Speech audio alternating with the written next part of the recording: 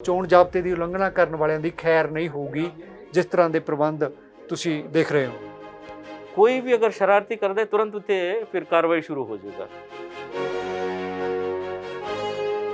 एक एक assembly constituency वास्ते 7 टीम्स लगाए हुए हैं। ये गाड़ी लगातार पिंडां विच घूमदी है और शहरां दे विच घूमदी है। इस बार असीं देखो एक एक असेंबली कॉन्स्टिट्यूंसी विच 3-3 गाड़ियां लगे हुए हैं। ਕ੍ਰਿਮੀਨਲ ਰਿਕਾਰਡ ਜਿਹੜਾ ਹੈਗਾ ਉਹ ਕਿੰਨਾ ਕੁ ਹੁਣ ਤੱਕ ਤੁਹਾਡੇ ਕੋਲੇ ਆਏ ਨੇ ਕੇਸਿਸ? 3,70,000 ਹਥਿਆਰ ਅਸੀਂ ਜਮ੍ਹਾਂ ਕਰਵਾ ਦਿੱਤਾ ਹੈ। ਵਿਕਰਮ ਮਜੀਠੀਆ ਨੇ ਅੱਜ ਤੁਹਾਡੇ ਕੋਲ ਕੰਪਲੇਂਟ ਦਿੱਤੀ ਹੈ, ਜਿਹੜੇ ਪਹਿਲਾਂ ਡੀਜੀਪੀ ਸੀ ਇਸ ਪੰਜਾਬ ਦੇ ਲੱਗੇ ਹੋਏ ਚਟੋਪਾਧਿਆ, ਉਹਨਾਂ ਦੇ ਉੱਤੇ ਗੰਭੀਰ ਦੋਸ਼ ਲਾਏ ਨੇ। ਇਲੈਕਸ਼ਨ ਕਮਿਸ਼ਨ ਕੋਈ ਵੀ ਜਾਂ ਪਾਰਟੀ ਕੋਈ ਕੈਂਡੀਡੇਟ ਉਸ ਨੂੰ महत्वता नहीं ਦਿੰਦੀ ਹੈ। 3,500 से आसपास हमारे पास क्रिटिकल वल्नरेबल कॉम्बिनेशंस हैं हमारे पास। इत्थे असी फिर स्पेशल प्रोविजंस करेंगे, जैसे सेंट्रल फोर्सेस ज़्यादा लगाएंगे। जिहड़े भी क्रिटिकल बूथ्स के बारे में तुसी आशंका जता रहे हो, हम एकदम ही उसके लिए स्पेशल तैयारियां करते हैं। ਰੈਲੀਆਂ ਨਹੀਂ ਹੋ ਸਕਦੀਆਂ, ਇਸ ਵਾਰੀ ਲੱਗ ਹੀ ਨਹੀਂ ਰਿਹਾ ਕਿਸੇ ਨੂੰ ਕਿ ਚੋਣਾਂ ਦਾ ਮਾਹੌਲ ਹੈ। ਕਿਵੇਂ ਵਿਆਹ ਵਾਲਾ ਮਾਹੌਲ ਹੁੰਦਾ ਜਦੋਂ ਪੰਜਾਬ 'ਚ ਚੋਣਾਂ ਹੁੰਦੀਆਂ ਨੇ। ਲੋਕਾਂ ਦੀ ਵਿਸ਼ਵਾਸ ਇਹ ਸਿਸਟਮ ਦੇ ਵਿੱਚ ਬਰਕਰਾਰ ਰੱਖਣਾ ਹੈ, ਕਿਉਂਕਿ ਇਲੈਕਸ਼ਨ ਦੀ ਪੀਰੀਅਡ ਦੇ ਵਿੱਚ ਉਹਨਾਂ ਨੂੰ ਲੱਗਣਾ ਕਿ ਯੈਸ ਸਿਸਟਮ ਕੰਮ ਕਰ ਰਿਹਾ। ਜਿਹੜੀਆਂ ਸਿਆਸੀ ਪਾਰਟੀਆਂ ਚੋਣ ਮੈਨੀਫੈਸਟੋ 'ਚ ਵਾਅਦੇ ਕਰਦੀਆਂ ਨੇ, ਪੰਜਾਬ ਦੇ ਲੋਕ ਇਹ ਚਾਹੁੰਦੇ ਆ ਕਿ ਉਹਨਾਂ ਨੂੰ ਕਾਨੂੰਨੀ ਮਾਨਤਾ ਦਿੱਤੀ ਜਾਵੇ, ਉਹ ਚੋਣ ਕਮਿਸ਼ਨ ਕੋਈ ਇਦਾਂ ਦਾ ਪ੍ਰਬੰਧ ਕਰੇ।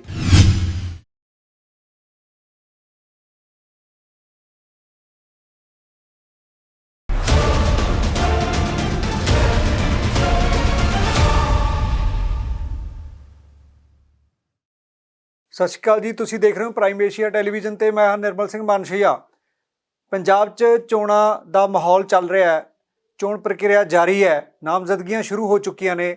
ਉਮੀਦਵਾਰਾਂ ਦੀਆਂ ਗਤੀਵਿਧੀਆਂ ਕਿਸ ਤਰ੍ਹਾਂ ਚੱਲ ਰਹੀਆਂ ਨੇ, ਕਿੰਨੀਆਂ ਨਾਮਜ਼ਦਗੀਆਂ ਹੋ ਚੁੱਕੀਆਂ, ਨਾਮਜ਼ਦਗੀਆਂ ਦਾ ਅੱਜ ਦੂਜਾ ਦਿਨ ਹੈ, ਤੇ ਕਿਸ ਤਰ੍ਹਾਂ ਚੋਣ ਕਮਿਸ਼ਨ ਦੇ ਪ੍ਰਬੰਧ ਚੱਲ ਰਹੇ ਨੇ। ਗੱਲਬਾਤ ਕਰਦੇ ਹਾਂ ਸੂਬੇ ਦੇ ਮੁੱਖ ਚੋਣ ਕਮਿਸ਼ਨਰ ਡਾਕਟਰ ਕਰਨਾ ਰਾਜੂ ਹੋਰਾਂ ਦੇ ਨਾਲ। ਸਰ, ਤੁਹਾਡਾ ਸਵਾਗਤ ਹੈ ਜੀ ਪ੍ਰਾਈਮ ਏਸ਼ੀਆ ਦੇ ਉੱਤੇ। ਸਤਿ ਸ਼੍ਰੀ ਅਕਾਲ ਸਾਹਿਬ, ਸਤਿ ਸ਼੍ਰੀ ਅਕਾਲ ਤੁਹਾਨੂੰ, ਤੁਹਾਡੇ ਦਰਸ਼ਕਾਂ ਨੂੰ, ਪ੍ਰਾਈਮ ਏਸ਼ੀਆ ਦੀ ਦਰਸ਼ਕਾਂ ਨੂੰ। ਸਰ, ਕਿਸ ਤਰ੍ਹਾਂ ਦੀਆਂ ਤਿਆਰੀਆਂ ਚੱਲ ਰਹੀਆਂ, ਕਿਸ ਤਰ੍ਹਾਂ ਦੇ ਪ੍ਰਬੰਧ ਤੁਸੀਂ ਕਰ ਰਹੇ ਹੋ? ਹੁਣ ਤੱਕ ਨਾਮਜ਼ਦਗੀਆਂ ਦਾ ਅੱਜ ਦੂਜਾ ਦਿਨ ਸੀ, ਕਿੰਨੀਆਂ ਨਾਮਜ਼ਦਗੀਆਂ ਹੁਣ ਤੱਕ ਹੋ ਚੁੱਕੀਆਂ ਨੇ? अभी तक देखो 126 नॉमिनेशंस हो गया है। 126 नॉमिनेशंस आज शाम तक हो ही गया है।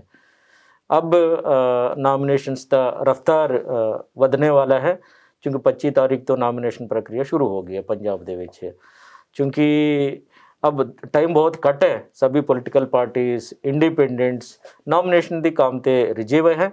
साडे तरफों 117 कॉन्स्टिट्यूंसीज ਦੇ ਵਿੱਚ रिटर्निंग अफसर साहिबान उत्थे ਨਾਮਜ਼ਦਗੀਆਂ ਦੀ ਪੂਰਾ ਤਿਆਰੀਆਂ ਕਰਕੇ ਬੈਠੇ हैं ਦਫ਼ਤਰਾਂ ਦੇ ਵਿੱਚ। ਉੱਥੇ ਕੋਵਿਡ ਨਿਯਮਾਂ ਨੂੰ ਪਾਲਣਾ ਕਰਦੇ ਹੋਏ ਜਿੰਨਾ ਵੀ ਨੋਮੀਨੇਸ਼ਨਸ ਦੀ ਪ੍ਰਕਿਰਿਆ ਦੇ ਵਿੱਚ ਕੈਂਡੀਡੇਟਸ ਪਾਰਟਿਸਿਪੇਟ ਕਰ ਰਹੇ हैं। बहुत अच्छा संख्या ਦੇ ਵਿੱਚ ਗਿਣਤੀ ਦੇ ਵਿੱਚ ਨੋਮੀਨੇਸ਼ਨਸ ਅੱਜ ਤੱਕ ਆ ਗਿਆ है और ये बहुत ही इंटरेस्टिंग है। ਸਰ, ਜਿਹੜੇ ਉਮੀਦਵਾਰ ਹੁੰਦੇ ਨੇ, ਸਿਆਸੀ ਪਾਰਟੀਆਂ ਦੇ ਲੀਡਰ ਹੁੰਦੇ ਨੇ, ਉਹ ਦਾ ਪੇਚ ਖੇਡਦੇ ਨੇ ਚੋਣ ਕਮਿਸ਼ਨ ਦੀ ਅੱਖ ਤੋਂ ਬਚਣ ਦੇ ਲਈ, ਬਾਜ਼ ਅੱਖ ਤੋਂ ਬਚਣ ਦੇ ਲਈ। ਚਾਹੇ ਉਹ ਪੈਸੇ ਦਾ ਲੈਣ ਦੇਣ ਹੁੰਦਾ, ਵੋਟਾਂ ਖਰੀਦੋਂ ਦੀ ਫਰੋਖਤ ਹੁੰਦੀ ਆ, ਚਾਹੇ ਉਹ ਨਸ਼ਿਆਂ ਦਾ ਹੁੰਦਾ ਸਿਸਟਮ, ਲੋਕਾਂ ਨੂੰ ਭਰਮਾਉਣ ਦੇ ਲਈ। ਤੇ ਉਹਦੇ ਲਈ ਤੁਸੀਂ ਕੀ ਪ੍ਰਬੰਧ ਕੀਤੇ ਹੋਏ ਨੇ, ਕਿਵੇਂ ਨਜ਼ਰ ਰੱਖ ਰਹੇ ਹੋ? देखो, एक नज़र रखने की एक प्रक्रिया है, दूसरा कैंडिडेट अपने तरफों की करना है। ये नामजदगी नॉमिनेशन प्रक्रिया दे विच एक इंपॉर्टेंट पड़ाव है, स्टैप है ओथ लेने दी। ओथ लेने दी, एफर्मेशन लेने दी एक पड़ाव, बहुत इंपॉर्टेंट पड़ाव। इहदे विच लिखिया हुआ है कैंडिडेट दे वल्लों, वो दसना है, ओथ लेना है, मैं भारत के संविधान के मुताबिक मेरा पोलिटिकल ਜਿਹੜੇ ਵੀ ਕੈਂਪੇਨ ਕਰਾਂਗਾ, मैं भारत की इंटीग्रिटी ਨੂੰ ਮੁੱਖ ਰੱਖਦੇ ਹੋਏ कार्रवाई करांगा। ये एक ओथ एंड एफर्मेशन लेने की एक प्रक्रिया है, क्योंकि उत्तों शुरू हो जाती है ये सारिया प्रक्रिया दी। इस करके मैं जिन्ना भी साडे आर ओ साहिबान है उन्होंने ਨੂੰ बार-बार बेनती किया, रिक्वेस्ट किया, ਜਦੋਂ भी साडे कैंडीडेट्स हैं, इंडिपेंडेंट हो या पोलिटिकल पार्टीज का हो, ਜਿਹੜੇ भी नॉमिनेशन करन जांदा है, ओथ की प्रक्रिया ते बहुत ज़्यादा तुसी उन्हां नूं ਸੈਂਸਿਟਾਈਜ਼ ਕਰਨਾ ਚਾਹੀਦਾ। ਇਹ ਮੈਂ ਆਰਓ ਸਾਹਿਬਾਨ ਨੂੰ ਦੱਸ ਦਿੱਤਾ। मुझे बहुत खुशी ਦੀ ਗੱਲ ਹੈ, सभी आरओ ਸਾਹਿਬਾਨ ਇਸ ਪ੍ਰਕਿਰਿਆ ਨੂੰ ਲਾਗੂ ਕੀਤਾ ਹੈ। ਕੈਂਡੀਡੇਟਸ ਨੂੰ ਸਭ ਤੋਂ ਪਹਿਲਾਂ ਉਹਨਾਂ ਨੂੰ ਸੈਂਸਿਟਾਈਜ਼ ਕਰੀ ਜਾ ਰਹੇ ਓਥ ਦਾ ਇੰਪੋਰਟੈਂਸ ਕੀ ਹੈ, ਕਿਤਨਾ ਇੰਪੋਰਟੈਂਸ ਦੇ ਨਾਲ ਇਹ ਓਥ ਲੈ ਰਹੇ ਔਰ ਐਫਰਮੇਸ਼ਨ ਕਰਕੇ ਨੋਮੀਨੇਸ਼ਨ ਕਰਨ ਤੋਂ ਬਾਅਦ ਪ੍ਰਚਾਰ ਪ੍ਰਸਾਰ ਕਰਨ ਲਈ ਫੀਲਡ ਦੇ ਵਿੱਚ ਜਾ ਰਹੇ। ਇਸਕੇ ਬਾਅਦ ਜਿਹੜੇ ਵੀ ਪ੍ਰਸ਼ਨ ਤੁਸੀਂ ਚੁੱਕਿਆ ਹੈ ਉਹ ਲਾਗੂ ਹੋ ਜਾਂਦਾ ਹੈ। ਇਲੈਕਸ਼ਨ ਕਮਿਸ਼ਨ ਕਿਸ ਤਿਆਰੀ ਦੇ ਨਾਲ ਉਹਨਾਂ ਦੀ ਕਾਰਵਾਈ ਦੀ ਪੋਲੀਟੀਕਲ ਕਾਰਵਾਈ ਦੀ प्रचार प्रसार नु वॉच कर रहे हैं, एग्जामिन कर रहे हैं और एक तरीका देखा जाए तो मॉनिटर कर रहे हैं। इसके लिए हमने 3-4 तरीका अपनाए हैं जी। एक है फ्लाइंग स्क्वाड्स। अपना स्टेट में सिर्फ 117 पोलिंग असेंबली हल्के हैं, लेकिन असी 720 तो ज़्यादा फ्लाइंग स्क्वाड्स लगाए हुआ है। आप सोच के देखो, एक एक असेंबली कॉन्स्टिट्यूंसी वास्ते 7 टीम्स लगाए हुए हैं और ये सिर्फ फ्लाइंग स्क्वाड्स हैं, मूवमेंट चेंज रहता है हमेशा। इस दे नाल स्टैटिक सर्विलेंस टीम्स और ਜਿਹੜੇ ਵੀ ਸਾਡਾ ਸਟੇਟ ਦੀ ਬਾਰਡਰਸ ਨੇ, पंजाब ਦੀ ਬਾਰਡਰ, हरियाणा, इस तरीके इंटरस्टेट बार्डर्स ने, उत्ते इंटरस्टेट नाका भी लगे हुए हैं, इंक्लूडिंग लिंक रोड्स ते। ਜਿਹੜੇ ਵੀ ਲਿੰਕ रोड्स हरियाणा ते जाउंदी है उत्थे भी, इस तरफ हिमाचल जाउंदे उत्थे भी और राजस्थान जाउंदे लिंक रोड्स ते भी असी इस बार नज़र रखिया हुआ है। और इस तरीका काफ़ी बहुत विस्तार दी नाल तैयारियां किता है और आगे और एक टेक्नोलॉजी ने यूज़ करते हुए 117 कॉन्स्टिट्यूंसी दे विच 3 फुल HD कैमरा लगा के फिर 24 घंटे उस गाड़ियां हर एक पिंड, हर एक पोलिंग बूथ एरिया, शहरी एरिया दे विच वार्ड एरिया, उत्थे जाके लोकां नूं मिल के पूछ के आ रहे हैं। इन्ना ज़्यादा तैयारियां असी किता है और नाली नाल एक सीविजिल ऐप है, वो अपने आप में एक सिस्टम है और ये सभी यूथ वास्ते और जो डिजिटल मीडियम ने यूज़ करते हैं उन्होंने वास्ते है और ये सभी चीज़ इलेक्शन कमिशन वालों लागू की गई है और तुसी बाद देख भी सकते हैं साडा कंट्रोल रूम। सर हुण तक किन्ना पैसा फड़िया चोण कमीशन ने जो ਵੱਖ-ਵੱਖ गतिविधियां दे नाल संबंधित हो सकता है, ते किन्ने हथियार हुण तक बरामद कीते ने, जमा कीते ने, क्रिमिनल रिकॉर्ड ਜਿਹੜਾ ਹੈਗਾ ਉਹ ਕਿੰਨਾ ਹੁਣ ਤੱਕ ਤੁਹਾਡੇ ਕੋਲੇ ਆਏ ਨੇ ਕੇਸਿਸ ਜਿਹਨਾਂ ਸੰਬੰਧਿਤ ਬੰਦੇ? ਦੇਖੋ ਹੁਣ ਤੱਕ ਸਾਡੇ ਸਟੇਟ ਦੇ ਵਿੱਚ 3.9 ਲੱਖ ਫਾਇਰ ਆਰਮਸ ਹੈ, ਹਥਿਆਰ ਨੇ ਔਰ 3 ਲੱਖ 3,90,000 ਹਥਿਆਰ ਨੇ ਜੀ। ਉਹਦੇ ਵਿੱਚ 3,70,000 ਹਥਿਆਰ ਅਸੀਂ ਜਮ੍ਹਾਂ ਕਰਵਾ ਦਿੱਤਾ ਹੈ ਜੀ। 96% ਤੇ ਉੱਥੇ हथियार साढ़े DC SSP साहिबान दी जेडे भी तिगड़ी है ये पूरा ऑलरेडी जमा करवा चुकी है इतना फायर आर्म्स ने। और FIRs हैं, वड्डे FIR 18 FIR हो गए ने हुण जेडे भी मॉडल कोड ऑफ कंडक्ट लागू होने तो बाद। छोटे मोटे FIR जेडे भी कोई पोस्टर फाड़िया है, कोई जगह ते डिफेसमेंट हो गए, वो कई ने, लेकिन मेन FIR है 18 है। और रिप्रेजेंटेशन ऑफ पीपल एक्ट की तहत भी इस बार FIR हो गया है मलेरकोटला और 1-2 जगह। नेशनल डिजास्टर मैनेजमेंट एक्ट की तहत भी FIR दर्ज हो गया है जी। क्योंकि इलेक्शन कमीशन नियम बहुत साफ है, सारियां नूं इक्वल फुटिंग में रखते हैं, इक्वल लेवल प्लेइंग फील्ड ते। कोई भी बंदा इसको अनस्टेबल करना चाहता है उन्होंने असी एकदम रोक देते हैं। सर ਜਿਹੜੇ ਕੈਸ਼ ਕਿੰਨਾ ਤੁਸੀਂ ਫੜਿਆ ਹੁਣ ਤੱਕ ਟੋਟਲ ਜਿਹੜਾ ਉਹ ਕਿਹਦੇ ਨਾਲ ਸੰਬੰਧਿਤ ਜ਼ਿਆਦਾ ਸੀਗਾ? कैश देखो आज दी मिति थे लेटेस्ट है मेरे पास अभी थोड़ी देर के पहले 82.62 करोड़ का टोटल वैल्यूबल्स ने पंजाब 82 करोड़ रुपए 82 करोड़ रुपए। ये पैसा किधरों आ रहा सी जी? ये देखो टोटल लिक्विड कैश ਇਹਦੇ ਵਿੱਚ 15 करोड़ है और ਜਿਹੜੇ भी लिकर है, लाहान है, लिकर है और ये है वैल्यू लगभग 7 करोड़ ਦੇ ਉੱਤੇ ਲਿਕਰ ਦੀ ਹੈ। शराब ਜਿਹੜੇ भी देसी शराब है नहीं तो इतने लाहान नाम की एक चीज़ होता है उसने मिला के एक्साइज महकमा ने इस बार बहुत ज़बरदस्त काम किया है। बाकी एजेंसीज भी कर रहे हैं। एक्साइज डिपार्टमेंट रियली इस बार बहुत ज़बरदस्त लीड लिया है। साढ़े एक्साइज कमिश्नर साहब बहुत एक्टिव होकर काम कर रहे हैं। और देखो ड्रग्स रिलेटेड जितना भी है वो 58.8 करोड़ दी है जी, इन्ना दा सीजर्स की गई है। ये कुल मिलाकर साडा स्टेट दे विच अभी तक 82.62 करोड़ का सीजर्स हो गया है। देखो इधर ਜਿਹੜੇ ਵੀ अपने MCC लागू होके 10-15 दिन भी नहीं हुआ, इतना ज़्यादा सीजर्स हो गया। वो भी लॉट ऑफ रिस्ट्रिक्शंस हैं। हो सकता है आने वाले समय और सीजर्स होंगे। आज सवेरे भी मुझे मैसेज आए सी कि थे फाजिलका तो नाका ते 15 लाख के आसपास कैश फड़िया है। अब और ज़्यादा तेज़ी नाल साडे टीम्स काम करेंगे। सेंट्रल पैरामिलिट्री फोर्सेस का भी अपना यहाँ आना शुरू हो गया। ਕਿੰਨੀਆਂ ਮਿਲਟਰੀ ਫੋਰਸਸ ਆ ਚੁੱਕੀਆਂ ਨੇ ਜੀ, ਟੁਕੜੀਆਂ ਜਿਹੜੀਆਂ ਆਪਾਂ ਨੂੰ ਚਾਹੀਦੀਆਂ ਸੀ? देखो तो सानू हाले तक 75 कंपनीज एडवांस डिप्लॉयमेंट के लिए इलेक्शन कमीशन ने दे चुके हैं। इस advance teams India Pakistan border ते जेड़े भी एरिया सानू लगता है उत्ते लग गया, और कुछ एरिया अपना मालवा जो बरनाला हो गया, साडा संगरूर हो गया, मालवा दा इलाका दे विच भी असी एडवांस फोर्सेस नू भेज रहे।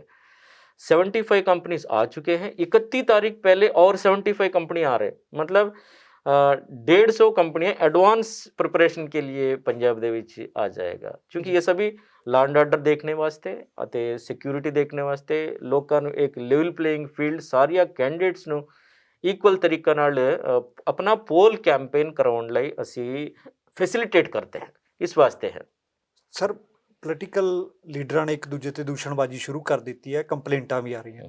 ਵਿਕਰਮ ਮਜੀਠੀਆ ਨੇ ਅੱਜ ਤੁਹਾਡੇ ਕੋਲ ਕੰਪਲੇਂਟ ਦਿੱਤੀ ਹੈ ਕਿ ਮੌਜੂਦਾ ਡੀਜੀਪੀ ਜਿਹੜੇ ਪਹਿਲਾਂ ਡੀਜੀਪੀ ਸੀ ਇਸ ਪੰਜਾਬ ਦੇ ਲੱਗੇ ਹੋਏ ਚਟੋਪਾਧਿਆ, ਉਹਨਾਂ ਦੇ ਉੱਤੇ ਗੰਭੀਰ ਦੋਸ਼ ਲਾਏ ਨੇ।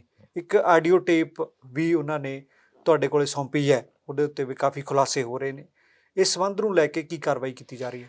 ਅੱਜ ਹੀ ਮੈਨੂੰ ਅਕਾਲੀ ਦਲ ਦਾ ਇੱਕ ਵਫਦ ਮਿਲਿਆ ਹੈ ਜੀ, ਉਹਨਾਂ ਵੱਲੋਂ ਇੱਕ ਰਿਪਰੈਜ਼ੈਂਟੇਸ਼ਨ ਮੈਨੂੰ ਦਿੱਤਾ ਹੈ। ਉਸ ਤੋਂ ਬਾਅਦ ਮੈਂ ਇਲੈਕਸ਼ਨ ਕਮਿਸ਼ਨ ਦਾ ਮੀਟਿੰਗ ਵਿੱਚ ਚਲੇ ਗਏ ਹੈ, ਹੁਣੇ ਆਇਆ ਸੀ।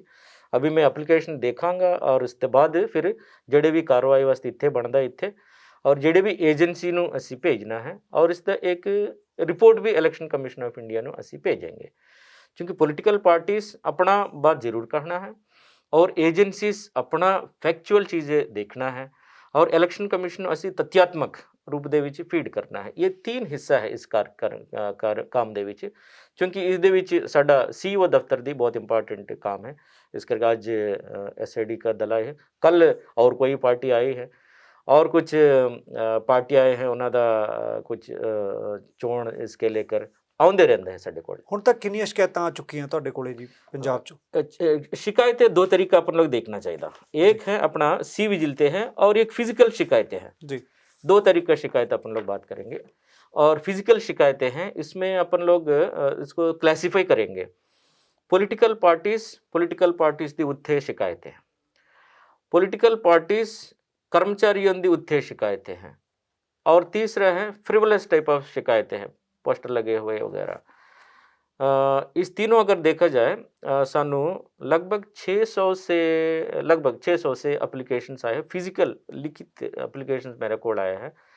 ਇਹਦੇ ਵਿੱਚ ਪੋਲੀਟੀਕਲ ਪਾਰਟੀਜ਼ ਔਰ ਬਾਕੀ ਆਪਣੇ ਇਸ ਤਰੀਕਾ ਸ਼ਿਕਾਇਤਾਂ ਜੀ। ਬਾਕੀ 3691 ਸ਼ਿਕਾਇਤਾਂ ਆਏ ਹੈ ਮੇਰੇ ਕੋਲ ਸੀ ਵਿਜਿਲ ਦੀ ਰਾਹੀਂ, ਔਰ ਉੱਥੇ ਹਰੇਕ ਜ਼ਿਲ੍ਹੇ ਦੇ ਵਿੱਚ ਜਿਹੜੇ ਵੀ ਸ਼ਿਕਾਇਤਾਂ ਆਉਂਦੀ ਹੈ ਉਹਦੇ 99% ਸ਼ਿਕਾਇਤਾਂ ਤੁਹਾਡੇ ਸਾਹਮਣੇ ਹੈ, ਇਹਨਾਂ ਦਾ ਨਿਪਟਾਰਾ ਹੋ ਚੁੱਕਾ ਹੈ। और बाकी है एस्केलेट किया हुआ है, उस दिन अनदर 24-48 आवर्स में उसने वो निपटारा किया जाएगा। लेकिन मेन इत्थे कर्मचारियों के उत्ते पॉलिटिकल पार्टी आपस के उत्ते जेडे भी हुण जेडे भी तुसी जिक्र किया, इस तरीका शिकायतें होंदी है। और इलेक्शन कमीशन ने काफ़ी बड़े पैमाने पे ट्रांसफर्स भी किया, तो पता है। ये सारी चीज़ इलेक्शन कमीशन एकदम एक नज़र से देखती है, बहुत न्यूट्रल नज़र से देखती है, तुरंत कार्रवाई करती है। ਸਰ ਜਿਹੜਾ ਇਹ ਵਿਕਰਮ ਮਜੀਠੀਆ ਵਾਲਾ ਕੇਸ ਹੈ, ਹਾਂ, ਉਹਦੇ ਵਿੱਚ SIT ਦੇ ਉੱਤੇ ਵੀ ਉਹਨਾਂ ਨੇ ਦੋਸ਼ ਲਾਏ ਨੇ ਕਿ ਕੁਝ ਆਫੀਸਰ ਦੀ ਇਨਵੋਲਵਮੈਂਟ ਹੈਗੀ ਹੈ, ਕੁਝ ਮੌਜੂਦਾ ਹੋਮ ਮਿਨਿਸਟਰ ਜਾਂ ਡਿਪਟੀ CM ਦੀ ਇਨਵੋਲਵਮੈਂਟ ਹੈਗੀ ਹੈ। ਇਹ ਸਾਰੇ ਕੇਸ ਦੇ ਵਿੱਚ ਕਿਉਂਕਿ ਸੁਪਰੀਮ ਕੋਰਟ ਦੇ ਵਿੱਚ ਇੱਕ ਵੀ ਉਹ ਜਾ ਰਹੇ ਨੇ, ਜਾਂ ਉਹਨਾਂ ਦੇ ਖਿਲਾਫ ਜਿਹੜਾ NDPS ਐਕਟ ਦਾ ਪਰਚਾ ਦਰਜ ਕੀਤਾ ਗਿਆ ਹੈ, ਉਹਨੂੰ ਇਲੈਕਸ਼ਨ ਕਮਿਸ਼ਨ ਕਿਵੇਂ ਦੇਖ ਰਿਹਾ ਹੈ? इलेक्शन कमीशन कोई भी या पार्टी कोई कैंडीडेट उसनू महत्वता नहीं दिंदी है। साढ़े वास्ते सारिया पार्टी बराबर है, सारिया कैंडीडेट्स बराबर है, और वो कोई इंडिपेंडेंट कैंडीडेट हो या candidate sponsored by the political party. इस करके इसनू असी आज दी मिति ते एलीगेशंस देखेंगे, और इस एलिगेशनस ਨੂੰ ਆਉਣੇ ਵਾਲੇ ਸਮੇਂ ਕਿਵੇਂ ਅਸੀਂ ਜਾਂਚ ਪੜਤਾਲ ਕਰਵਾ ਕੇ ਫਿਰ ਕਮਿਸ਼ਨ ਨੂੰ ਭੇਜਣਾ। ਇਸ ਕਰਕੇ ਵਿਅਕਤੀਆਂ ਦਾ ਜਾਂ ਕੋਈ ਸਪੈਸੀਫਿਕ ਚੀਜ਼ ਸਪੈਸੀਫਿਕ ਨੇਮਸ ਵਗੈਰਾ ਸਾਡੇ ਵੱਲੋਂ ਬਹੁਤ ਤਵੱਜੋ ਨਹੀਂ ਦਿੱਤੀ ਜਾਂਦੀ ਹੈ। ਸੂਬੇ ਦੇ ਡੀਜੀਪੀ ਦੇ ਉੱਤੇ ਵੀ ਜਦੋਂ ਦੋਸ਼ ਲੱਗਦੇ ਨੇ ਤਾਂ ਚੋਣ ਕਮਿਸ਼ਨ ਵੀ ਉਹਦੀ ਪੜਤਾਲ ਕਰਦਾ ਹੈ, ਕਿਉਂਕਿ ਤੁਹਾਡੇ ਕੋਲ ਜਿਹੜਾ ਯੂਪੀਐਸਸੀ ਦਾ ਕਮਿਸ਼ਨ ਦਾ ਪੈਨਲ ਆਉਂਦਾ ਹੈ ਕਿ ਜੇ ਕੁਛ ਇੱਦਾਂ ਦੀ ਜਾਂਚ ਹੁੰਦੀ ਹੈ ਤਾਂ ਡੀਜੀਪੀ ਵੀ ਬਦਲਣ ਦਾ ਅਧਿਕਾਰ ਹੈ ਜਿਹੜਾ ਉਹ ਚੋਣ ਕਮਿਸ਼ਨ ਕੋਲ ਹੁੰਦਾ ਹੈ। ਇਹਦੇ ਬਾਰੇ ਤੁਹਾਡਾ ਕੀ ਕਹਿਣਾ? देखो इलेक्शन कमीशन किसी को भी बदल सकती है, क्योंकि इलेक्शन ਦੇ ਵੇਲੇ ਇਲੈਕਸ਼ਨ ਕਮਿਸ਼ਨ ਦੀ ਪੂਰਾ ਅਖਤਿਆਰ ਹੈ। ਉਹ ਉਹਨਾਂ ਦੇ ਮਨ ਦੇ ਵਿੱਚ ਉਹਨਾਂ ਦੇ ਨਜ਼ਰ ਦੇ ਵਿੱਚ ਜਿਹੜੇ ਵੀ ਚੀਜ਼ ਲੱਗਦਾ ਉਹ ਤੁਰੰਤ ਕਾਰਵਾਈ ਕਰਦੀ ਹੈ, दैट इज़ एक्सपेक्टेड है। और एलिगेशंस हैं, एलिगेशंस लगाते रहते हैं पॉलिटिकल पार्टीज़ या कोई कंप्लेनेंट्स। एलिगेशन लगाना कोई अपना हक को इस्तेमाल कर रहा है, और इसके बाद जो भी पार्टियाँ इसमें इन्वॉल्व हैं, जेडे भी किसी के खिलाफ कंप्लेंट है, उनको भी अपना रिस्पांस देना है। सो इस लेवल पे अपन लोग एलिगेशन से देखते हैं, और उसके बाद जेडे भी चीज़ अपने पास रिपोर्ट आना है, और इसके बाद फिर कार्रवाई होता है। सर किन्ने संवेदनशील बूथ ने, किन्ने दूजे बूथ ने, ताकि कई बूथों के उत्ते ज़्यादा टकराव होने की संभावना रहिंदी है, क्योंकि जिस तरह इस बारी चुकाउणा मामला मुकाबला जिहड़ा हैगा वो होण जा रहा वड्डे पद्धर उत्ते कैंडीडेट्स आ गए ने, बीजेपी भी है, कांग्रेस भी है, आम आदमी पार्टी भी है, अकाली दल भी है। खास करके अंबरसर दे विच बड़ा दिलचस्प मुकाबला जिहड़ा सियासत दे विच होण जा रहा, नवजोत सिद्धू ते विक्रम मजीठिया दे विचकार उत्थे काफ़ी ज़्यादा टकराव की संभावना रहिंदी है।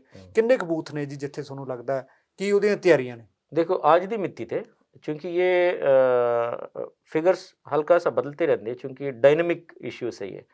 जिवें तुसी कहा कैंडिडेट्स के मुताबिक भी कई बार नंबर चेंज हो जाते हैं। आज दी मिति ते मेरे को लगभग 2600 से ऊपर अप्रॉक्सीमेटली वल्नरेबल बूथ्स है पंजाब दे विच, और 1200 के आसपास क्रिटिकल बूथ्स ने।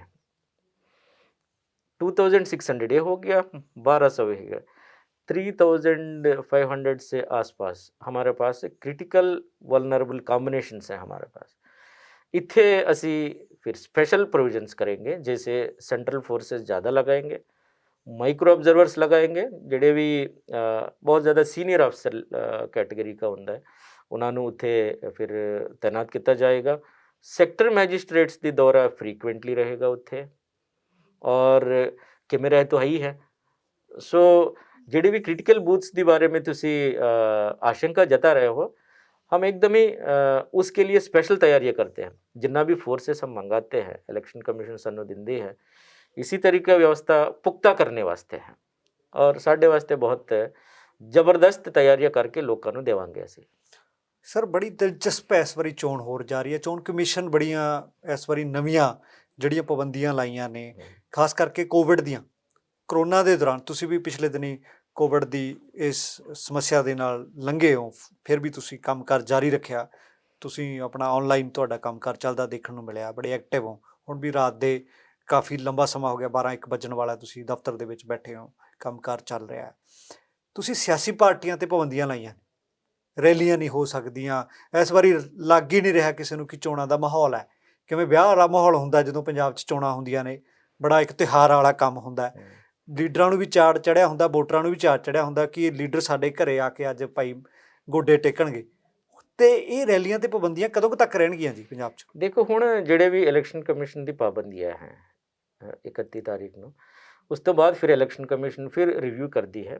ਨਾਲ ਹੀ ਨਾਲ ਇੱਕ ਨया ਮੋੜ ਸਮਝ ਸਕਦੇ ਹਾਂ। ਹੁਣ ਇਹ ਬਹੁਤ ਹੀ ਦਿਲਚਸਪ ਗੱਲ ਹੈ, ਪੋਲੀਟੀਕਲ ਪਾਰਟੀਜ਼ ਆਪਣਾ ਰੈਲੀਆਂ ਵਰਚੁਅਲ ਕਰਨ ਲਈ ਸਾਡੇ ਕੋਲ ਐਪਲੀਕੇਸ਼ਨ ਲਗਾ ਰਹੇ।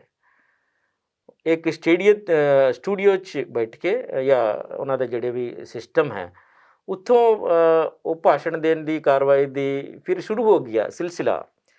ਇਸ ਦਾ ਇੱਕ ਟੈਕਨੋਲੋਜੀ ਵੀ ਵਰਤ ਰਹੇ ਜੀ। ਦੂਸਰਾ इसकी वजह से ਜਿਹੜੇ ਵੀ ਉਹ ਕਰੋਨਾ ਨੂੰ ਕਾਬੂ ਪਾਉਣ ਦੀ ਜਿਹੜੇ ਵੀ ਸਿਸਟਮ ਹੈ ਉਹ ਪੋਲੀਟੀਕਲ ਪਾਰਟੀਜ਼ अपना रहे।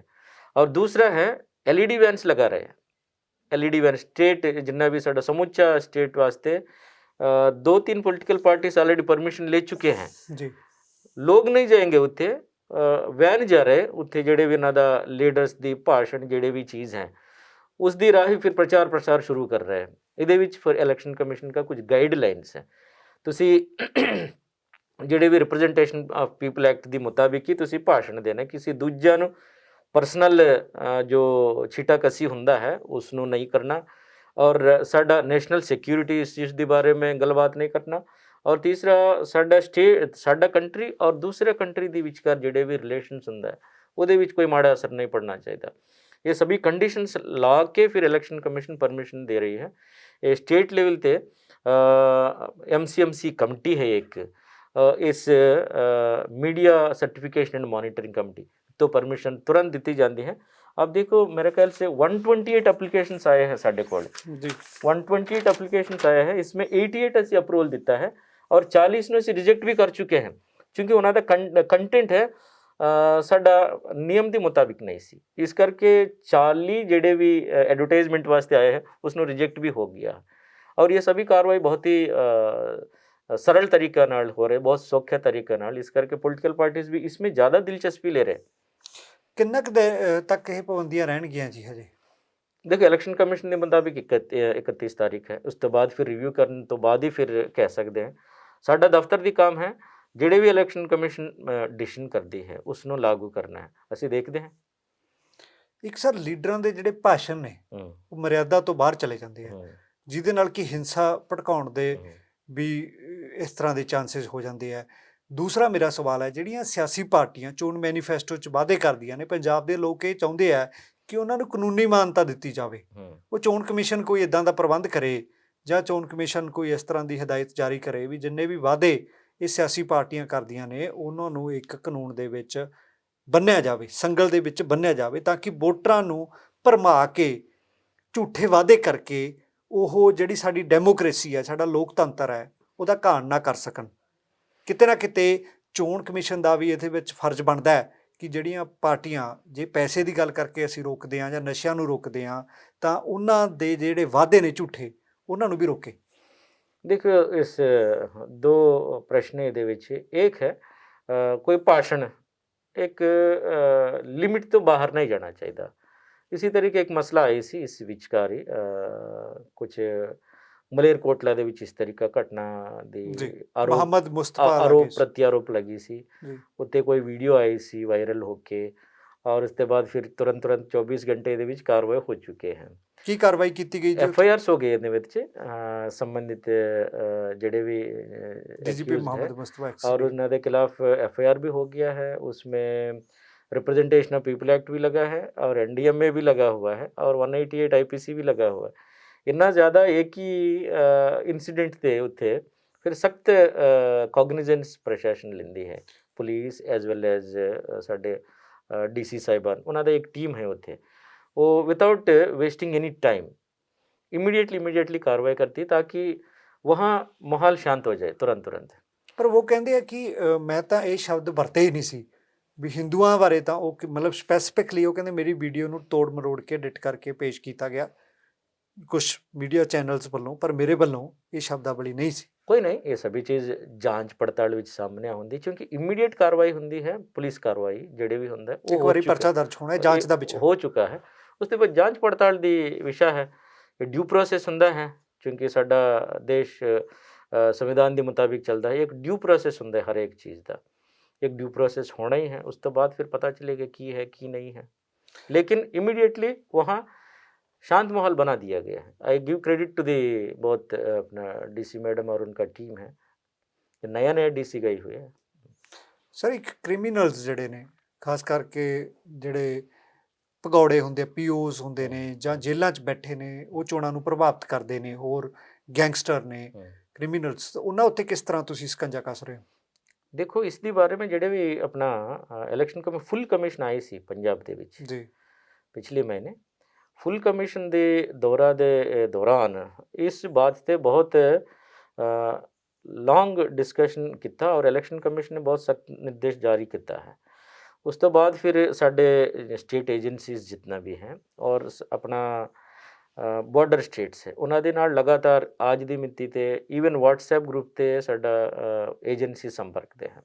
ਆਪਣਾ SSP ਸਾਹਿਬਾਨ ਉੱਥੇ SSP DSP DSP ਐਕਸਾਈਜ਼ ਔਰ ਇਹ ਸਾਰਿਆਂ ਨੂੰ ਕੋਆਰਡੀਨੇਟ ਕਰਨ ਲਈ DC ਸਾਹਿਬ IG ਸਾਹਿਬ ਕਮਿਸ਼ਨਰ ਸਾਹਿਬ, ये टीम सभी लगातार काम कर रहे हैं। आज भी ਜਿਹੜੇ ਵੀ election commission deputy election commissioner ਸਾਹਿਬਾਨ ਹੈ ਸਾਡਾ ਵਰਦੀ ਵਿਆਸ ਸਾਹਿਬ, ਉਹਨਾਂ ਨੇ ਮੀਟਿੰਗ ਲਿਆ ਹੈ। ਉਹਦੇ ਵਿੱਚ ਬਹੁਤ ਮਾਈਨਿਊਟਲੀ ਇਸ ਚੀਜ਼ ਨੂੰ ਵੇਖਿਆ ਗਿਆ ਹੈ ਔਰ ਕਾਫੀ ਕੰਟਰੋਲ ਮੇ ਚੀज़ें हैं। ਜਿਹੜੇ ਵੀ ਲਿਕਰ ਦੀ ਹੈ, ਲਿਕਰ ਆਪ ਦੇਖੋਗੇ कितना ज़्यादा असी पकड़ी जा रहे हैं। ये बहुत सिस्टम लागू होता है इलेक्शन कमीशन की हिदायत के मुताबिक, बहुत सख्त है। ਸਰ ਅਫਸਰਸ਼ਾਹੀ ਕਿਵੇਂ ਕੰਮ ਕਰ ਰਹੀ ਹੈ ਹੁਣ? ਅਫਸਰਸ਼ਾਹੀ ਸਿਆਸੀ ਦਬਾਅ ਤੋਂ ਮੁਕਤ ਹੋਈ ਹੈ ਜਾਂ ਹੁਣ ਵੀ ਸਿਆਸੀ ਨੇਤਾਵਾਂ ਦੇ, ਕਿਉਂਕਿ ਜਦੋਂ ਚੋਣ ਜਾਬਤਾ ਲੱਗ ਜਾਂਦਾ ਤਾਂ ਕਮਾਂਡ ਤੁਹਾਡੇ ਕੋਲ ਆ ਜਾਂਦੀ ਹੈ, ਉਹਦੀਆਂ ਗਤੀਵਿਧੀਆਂ ਤੇ ਕਿਵੇਂ ਨਜ਼ਰ ਰੱਖ ਰਹੇ ਹੋ? देखो असी नॉर्मली शिकायत ਨੂੰ ਅਸੀਂ ਦੋ ਤਰੀਕੇ ਦੇਖਣਾ ਹੈ, क्योंकि carry we should not get carried away, क्योंकि इंटायर ब्यूरोक्रेसी ਨੂੰ साथ लेके चलना है, इलेक्शन करना है और ਸਾਡੇ ਵੱਡੇ ਵੱਡੇ ਅਫਸਰ ਸਾਹਿਬਾਨ ਨੂੰ ਕੋਆਰਡੀਨੇਟ ਕਰਨਾ ਹੈ। ਐਟ ਦੀ ਸੇਮ ਟਾਈਮ ਲੋਕਾਂ ਦੀ ਵਿਸ਼ਵਾਸ ਸਿਸਟਮ ਦੇ ਵਿੱਚ ਬੜਾ ਇੰਕਰੀਜ਼ ਕਰਨ ਦੀ ਲੋੜ ਪੈਂਦੀ ਹੈ। ਇਸ ਲਈ ਜਦੋਂ ਵੀ ਸ਼ਿਕਾਇਤ ਹੁੰਦੀ ਹੈ, ਖਾਸ ਕਰਕੇ SHO ਸਾਹਿਬਾਨ, ਉੱਥੇ ਗੱਲਬਾਤ ਹੋਈ ਸੀ ਆਪਣਾ ਖੰਨਾ ਦੇ ਵਿੱਚ ਇੱਕ ਥਾਣਾ ਦੀ ਘਟਨਾ ਸਾਡੇ ਸਾਹਮਣੇ ਆਈ ਸੀ। फिर SSP साहब उस पर्टिकुलर SHO साहिबान ने काफ़ी खिंचाई किया और उन्होंने इतना काउंसलिंग किया गया है। एक घटना है मेरे सामने आई है, अखबारों के विच फोटो आई है, तुरंत उत्थे उन्होंने असी खबर लिया है और कार्रवाई भी हुई है। और इसी तरीके जिन्ना भी कुछ BDPO साहिबान होंदा है, उन्होंने ऊपर एलिगेशंस लगता है, ये नहीं वो कर रहे हैं, लोगों की कॉन्फिडेंस पाना पैंदा है। ये साडा जिम्मेदारी है, मेरा जिम्मेदारी भी है, जिन्ना साडे ब्यूरोक्रेसी है, सारियां दी जिम्मेदारी है।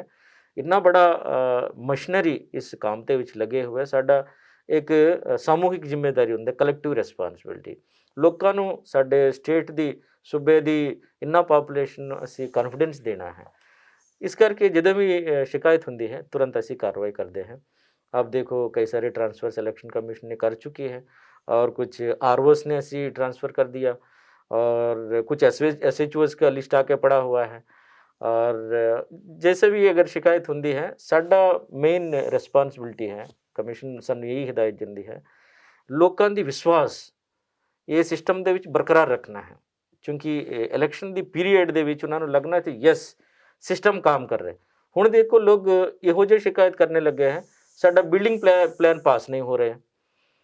एक मोहाली का घटना है, उन्होंने कोई परेशानी है, इत्थे आ गया है, भले इलेक्शन के नाल रिलेटेड नहीं है, लेकिन मैंने चूँकि सिस्टम की गल होंदा है, तुरंत कमिश्नर नूं मैंने उन्होंने बोला तो यार DC दी कोल जा, फिर भी मेरे तरफ से कमिश्नर मोहाली नूं तुरंत भेज दिता कार्रवाई वास्ते, क्योंकि एक सिस्टम की रिस्पॉन्सिबिलिटी है। ये मेरा रिस्पॉन्सिबिलिटी भी बहुत हुंदा इहदे विच। ਸਰ ਇਸ ਵਾਰੀ ਕਿੰਨੇ % ਜਿਹੜੀਆਂ ਵੋਟਸ ਨਵੀਆਂ ਬਣੀਆਂ ਨੇ, ਉਹਦੇ ਵਿੱਚ ਕਿੰਨੇ % ਯੂਥ ਨਵਾਂ ਆਇਆ? हाँ देखो नवा वोटर ਨੂੰ ਉਹਨਾਂ ਨੂੰ ਅਸੀਂ ਕਹਿੰਦੇ हैं जो 18 साल पूरा हो गया और उसके बाद 18-19 साल, ये दोनों साढ़े वास्ते वेरी क्रिटिकल एज ਹੁੰਦਾ है। इस बार साडा लगभग 30-35% यूथ ਨੂੰ ਅਸੀਂ कैप्चर कर सके, नवा यूथ है। इस बार कोविड भी है, एजुकेशनल इंस्टीट्यूशंस खुला नहीं है और बाकी अभी भी कंटिन्यूस अपना इलेक्टोरल रूल्स दी सुधाई भी हो रहे हैं। असी कोशिश करते हैं बाकियां ने भी असी कैप्चर किया जा सके, क्योंकि ये डेमोक्रेसी का बहुत बड़ा जान होंदा है नवा वोटर। इस करके 25 जनवरी ਨੂੰ नेशनल वोटर दिवस ਜਿਹੜੇ मनाया गया है, क्योंकि ये कोविड दी समा है, इस तो बावजूद भी DC साहिबान और BLO साहिबान अपना पास 5 लोगों ਨੂੰ सद के ਉਹਨਾਂ ਨੂੰ सम्मान करके ਉਹਨਾਂ ਨੂੰ वोटर ये एपिक कार्ड दी गई है, क्योंकि उन्होंने इलेक्शन कमीशन बहुत इंपॉर्टेंस दी है। ਸਰ ਮੇਰਾ ਆਖਰੀ ਸਵਾਲ ਹੈ, ਜਿਹੜੀਆਂ ਕੋਵਿਡ ਦੀਆਂ ਗਾਈਡਲਾਈਨਸ ਜਾਰੀ ਹੁੰਦੀਆਂ ਨੇ ਤੁਹਾਡੇ ਵੱਲੋਂ ਚੋਣ ਨੂੰ ਧਿਆਨ ਦੇ ਵਿੱਚ ਰੱਖਦੇ ਹੋਏ, ਇਹ ਆਮ ਲੋਕ ਬੜੇ ਪਰੇਸ਼ਾਨ ਹੋ ਰਹੇ ਨੇ। ਆਮ ਲੋਕ ਇਹ ਹੈ ਕਿ ਤੁਸੀਂ ਜਿਹੜੀਆਂ ਰੈਲੀਆਂ ਪ੍ਰੈਕਟੀਕਲ ਬੰਦਿਆਂ ਨੂੰ ਤਾਂ ਤੁਸੀਂ ਕਹਿਤਾ ਵੀ 300 ਇੰਡੋਰ ਜਾਂ ਪਤਾ ਨਹੀਂ 600 ਇੰਡੋਰ, ਇਹਦਾ ਕੀ ਫਾਰਮੂਲਾ? शुरुआती तौर पर 50 ਸੀ 50 ਹੈ ਜੀ। ਬਾਅਦ ਹੁਣ NDMA ਇੱਕ ਗਾਈਡਲਾਈਨਸ ਹੁੰਦਾ, ਉਹ ਬਦਲਦੀ ਰਹਿੰਦੀ ਸਟੇਟ ਦੇ ਵਿੱਚ। ਤੁਸੀਂ 300 ਕਰਤੀਆਂ ਜਾਂ ਹੋਮ ਡਿਪਾਰਟਮੈਂਟ ਨੇ ਕਰਤੀਆਂ ਜਾਂ ਕਿਹਨੇ ਵੀ ਕਰਤੀਆਂ, ਹੈਲਥ ਮਿਨਿਸਟਰੀ ਨੇ ਕਰਤੀਆਂ। ਉਹ ਕਹਿੰਦੇ ਆ ਵੀ ਜੇ ਪੋਲੀਟੀਕਲ ਬੰਦਿਆਂ ਨੂੰ ਤੁਸੀਂ 300 ਦਾ ਇਕੱਠ ਅੰਦਰ ਕਰਨ ਦਿੰਦੇ ਹੋ ਇੱਕ ਪੈਲੇਸ ਦੇ ਵਿੱਚ, ਬਾਹਰ ਤੁਸੀਂ 600 ਦਾ ਕਰਨ ਦਿੰਦੇ ਹੋ। ਭਾਈ ਅਸੀਂ ਵਿਆਹ ਵੀ ਕਰਨੇ ਆ, ਫੰਕਸ਼ਨ ਵੀ ਕਰਨੇ ਆ, ਸਾਨੂੰ ਤੁਸੀਂ 50 ਬੰਦਿਆਂ ਦਾ ਇਕੱਠ ਕਰਤਾ, ਉਹਦੇ ਵਿੱਚ ਲੋਕ ਪਰੇਸ਼ਾਨ ਹੋ ਰਹੇ ਨੇ। ਲੋਕ ਕਹਿੰਦੇ ਆ ਵੀ ਸਾਨੂੰ ਵਿਆਹ ਸ਼ਾਦੀਆਂ ਲਈ ਕੋਈ ਫਾਰਮੂਲਾ ਤਾਂ ਕਰੋ, ਪੋਲੀਟੀਕਲ ਲੀਡਰਾਂ ਲਈ ਤਾਂ ਵੱਖਰੀ ਤੁਸੀਂ ਕੈਟਾਗਰੀ ਬਣਾਤੀ, ਤੇ ਸਾਨੂੰ ਅਸੀਂ ਨਾ ਕਿਸੇ ਭੋਗ ਤੇ ਕਰ ਸਕਦੇ ਆ, ਨਾ ਅਸੀਂ ਜਵਾਕ ਦਾ ਕਿਸੇ ਦਾ ਪੈਲਸ 'ਚ ਰਾਤ ਨੂੰ ਜੇ ਵਿਆਹ ਰੱਖ ਲਿਆ ਤਾਂ ਅਸੀਂ ਬੰਦੇ ਨਹੀਂ ਬੁਲਾ ਸਕਦੇ। ਇਹਦੇ ਵਿੱਚ ਕੀ ਅੰਤਰ ਹੈ? देखो ऐसे ये बात पे बहुत गौर करने की लोड़ है। जान है तो जहान है, शादियां बियाह होंदी रहंदी हैं। मेरा भी बेनती रहेगा लोगों ਨੂੰ, खास करके इलेक्शन त्यौहार ਦੀ माहौल है, त्यौहार है ये बिल्कुल बड़ा त्यौहार है। मैंने ਤੁਹਾਡੇ सामने भी ये लगे हुए हैं, साढ़े BLO साहिबान देखो 25,000 BLO साहिबान इस काम ਤੇ ਲੱਗੇ ਹੋਏ हैं। ਸਰ ਤਿਉਹਾਰ ਬਿਲਕੁਲ ਠੀਕ ਹੈ ਤੁਹਾਡੀ ਗੱਲ, ਪਰ ਉਹ ਕਹਿੰਦੇ ਆ ਵੀ ਤਿਉਹਾਰ ਇਕੱਲੇ ਲੀਡਰਾਂ ਲਈ ਥੋੜੀ ਆ, ਲੀਡਰ ਤਾਂ 300 ਬੰਦੇ ਦਾ ਇਕੱਠ ਅੰਦਰ ਕਰ ਲੈਣਗੇ ਇੱਕ ਪੈਲਸ ਦੇ ਵਿੱਚ, 600 ਦਾ ਬਾਹਰ ਕਰ ਲੈਣਗੇ, ਪਰ ਜੇ ਕਿਸੇ ਦੇ ਬੇਟੇ ਦਾ ਬੱਚੇ ਦਾ ਵਿਆਹ ਹੈ ਤਾਂ ਉਹ ਪੈਲਸ ਦੇ ਵਿੱਚ 50 ਬੰਦੇ ਨਹੀਂ ਇਕੱਠੇ ਕਰ ਸਕਦਾ। ਨਹੀਂ, ਦੋਨਾਂ ਨੂੰ ਇੱਕ ਹੀ ਪੈਰਾਮੀਟਰ, ਉਹਨਾਂ ਪੈਰਾਮੀਟਰ ਤਾਂ ਉਹਨਾਂ ਦੇ ਕਲੀਅਰ ਹੋਣੇ ਚਾਹੀਦੇ ਆ ਨਾ। ਪੈਰਾਮੀਟਰ ਇੱਕ ਹੀ ਹੈ ਦੋਨਾਂ ਵਾਸਤੇ, ਕਿਉਂਕਿ NDMA फाइनली प्रिवेल करता है। ਸਾਡਾ ਨੈਸ਼ਨਲ ਡਿਜ਼ਾਸਟਰ ਮੈਨੇਜਮੈਂਟ ਐਕਟ ਔਰ ਸਾਥ ਹੀ में स्टेट ਦਾ ਅਥਾਰਟੀ ਹੈ। ਤੁਸੀਂ ਇਹਨੂੰ ਰਿਵਿਊ ਕਰੋਗੇ ਜੇ ਕਿਤੇ 19-21 ਹੈਗੀ? नहीं, कोई डिफरेंस नहीं है, जो समझने ਦੇ ਵਿੱਚ ਕੁਝ एक गड़बड़ हो सकता है। दोनों वास्ते एक ही फिगर है। इलेक्शन कमीशन ये बोलती है दोनों ਦੇ ਵਿੱਚ जो कट है, अगर इलेक्शन ਦਾ फिगर कट है उसको मान लो इलेक्शन रैली वास्ते, वो लोਕਾਂ ਦੀ ਵਾਸਤੇ नहीं है। इलेक्शन ਅਸੀਂ इलेक्शन कमीशन ये ਕਹਿੰਦੀ अगर इलेक्शन फिगर कट है, इलेक्शन फिगर मान लो, स्टेट डिजास्टर मैनेजमेंट का कट है वो मानो, लेकिन दिस इज साढ़े नियम ओनली फॉर पॉलिटिकल फंक्शंस है, पॉलिटिकल रैलीज है। इस वास्ते आज दी मिति तिहाई ने 31 के बाद देखा जाएगा। अभी इंडोर मीटिंग्स नू और door to door meetings, door to door campaign election commission ने परमिशन दिता है, लेकिन वर्चुअल रैलीज कर सकते। वर्चुअल रैली मतलब अपना स्टूडियो ਦੇ ਵਿੱਚ ਇਸ ਤਰੀਕਾ ਅਸੀਂ ਜਿਵੇਂ ਗੱਲਬਾਤ ਕਰ ਰਹੇ, ਸਟੂਡੀਓ ਦੇ ਵਿੱਚ ਲੀਡਰ ਸਾਹਿਬਾਨ ਆਪਣਾ ਭਾਸ਼ਣ ਜਿਹੜੇ ਵੀ ਉਹਨਾਂ ਦਾ ਹੁੰਦਾ ਉਹ ਕਰੇਗਾ, ਲੋਕ ਆਪਣਾ ਸੋਸ਼ਲ ਮੀਡੀਆ TV ਦੇ ਵਿੱਚ ਜਾਂ ਕੋਈ ਹੋਰ ਕੋਈ ਮਾਧਿਅਮ ਹੈ, ਟੈਕਨੀਕਲ ਮਾਧਿਅਮ ਆਪਣਾ IT ਮਾਧਿਅਮ ਦੇ ਰਾਹੀਂ ਉੱਥੇ ਦੇਖ ਸਕਦੇ ਹੈ। ਲੇਕਿਨ ਜਦੋਂ ਬਾਹਰ ਇਸ LED वगैरह लगाएंगे ਉੱਥੇ कोविड पैरामीटर्स लगूगा और मास्क लगाना है, ये है। इस करके हम लोग परमिशन देण वक्त ही उस कंडीशन ਦੇ ਵਿੱਚ ਲਗਾਏ ਜਾ ਰਹੇ। ਲੀਡਰਸ ਨੂੰ ਬੇਨਤੀ ਕੀਤੀ ਜਾ ਰਹੀ ਤੁਹਾਡਾ ਫਾਲੋਅਰਸ ਨੂੰ ਕਿਰਪਾ ਕਰਕੇ ਦੱਸੋ ਕੋਵਿਡ ਨਿਯਮਾਂ ਨੂੰ ਫਾਲੋ ਕਰੋ। ਸਰ ਇੱਕ ਜਿਹੜਾ ਤੁਸੀਂ ਬਾਰ ਰੂਮ ਬਣਾਇਆ ਹੈਗਾ ਜਿੱਥੋਂ ਤੁਸੀਂ ਕੰਟਰੋਲ ਕਰਦੇ ਹੋ ਪੂਰੇ ਪੰਜਾਬ ਦੀਆਂ ਗਤੀਵਿਧੀਆਂ, ਕਿੱਥੇ ਕੋਈ ਵੀ ਕੈਂਡੀਡੇਟ ਲੰਘਣਾ ਕਰਦਾ ਜਾਂ ਕਿਸ ਤਰ੍ਹਾਂ ਦੀ ਗਤੀਵਿਧੀਆਂ ਹੋ ਰਹੀਆਂ, ਉਹਦੇ ਬਾਰੇ ਸਾਨੂੰ ਜ਼ਰੂਰ ਜਾਣਨਾ ਪਊਗਾ। ਜ਼ਰੂਰ ਸਾਹਿਬ, ਇੱਥੇ ਸਾਡੇ ਕੋਲ ਕੰਟਰੋਲ ਰੂਮ ਬਣਿਆ ਹੋਇਆ। ਮੈਂ ਇਹਨਾਂ ਨੂੰ ਵਾਰ ਰੂਮ ਨਹੀਂ ਕਹਾਂਗਾ ਕਿਉਂਕਿ ਡੈਮੋਕ੍ਰੇਸੀ ਦੇ ਵਿੱਚ ਵਾਰ ਦਾ ਕੋਈ ਰੋਲ ਨਹੀਂ ਹੈ ਜੀ, ਕਿਉਂਕਿ ਸਾਡੇ ਕੰਟਰੋਲ ਹੈ, ਮੋਨੀਟਰ ਰੂਮ। ਕਿਸ ਤਰ੍ਹਾਂ ਤੁਸੀਂ ਕੰਟਰੋਲ ਕਰਦੇ ਹੋ ਜੀ ਇੱਥੋਂ? ਉਹ ਦੇਖ ਸਕਦੇ ਉਹ ਸਾਰਾ ਸਾਨੂੰ ਦਿਖਾਓ ਤੁਹਾਡਾ ਜਿਹੜਾ ਹੈਗਾ ਜੀ, ਕਿਉਂਕਿ ਲੋਕ ਦੇਖਣਾ ਚਾਹੁੰਦੇ ਆ ਕਿ ਤੁਸੀਂ ਕਿੱਦਾਂ ਇੱਥੇ ਬਹਿ ਕੇ ਬਾਜ ਅੱਖ ਰੱਖ ਰਹੇ ਹੋ ਪੰਜਾਬ ਦੇ ਵਿੱਚ, ਤਾਂ ਕਿ ਸ਼ਾਂਤੀਪੂਰਕ ਜਿਹੜੀਆਂ ਚੋਣਾਂ ਨੇ। इसका भी स्टार्ट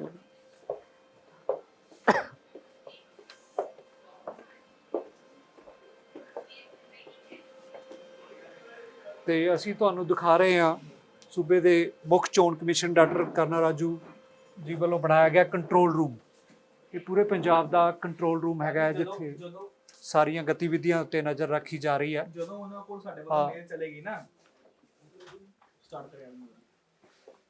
ਤੇ ਹਰ ਇੱਕ ਜ਼ਿਲ੍ਹੇ ਦੇ ਹਰ ਇੱਕ ਸੜਕ ਦੇ ਉੱਤੇ ਨਜ਼ਰ ਹੈ। ਸਰ ਇਹਦੇ ਬਾਰੇ ਸਾਨੂੰ ਚਾਨਣਾ ਪਾਓ ਜੀ ਸਾਡੇ।